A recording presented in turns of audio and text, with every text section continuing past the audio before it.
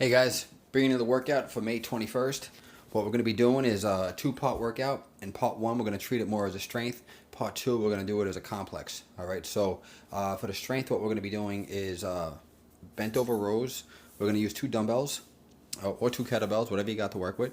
And we're going to do 5 rounds of 8 to 12 reps. Following that, we're going to get them into the front rack position.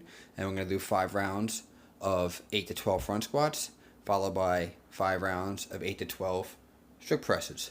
Okay, following that, that's part one.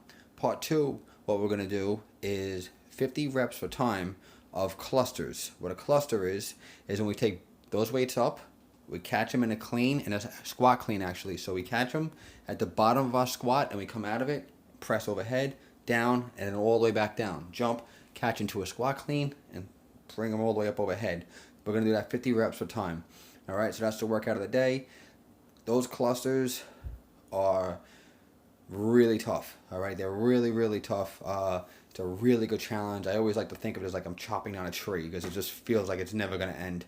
And 50 reps is a nice long distance to travel with that. So that movement in itself is a complex. All right, because you have a clean, you have a pull into a clean, into a squat, into a press. So you have pretty much 3 to 4 different movements depending on how you look at it, as well as a deadlift. So that's a pretty complicated movement, hence the name complex. All right, cluster, clean plus thruster.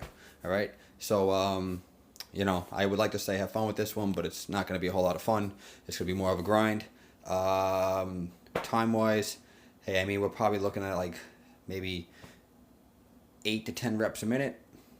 Maybe we're looking at like 7 minutes to finish, 8 minutes. Why don't we cap it at 10 and call it a day at that? All right, guys? Have a good night.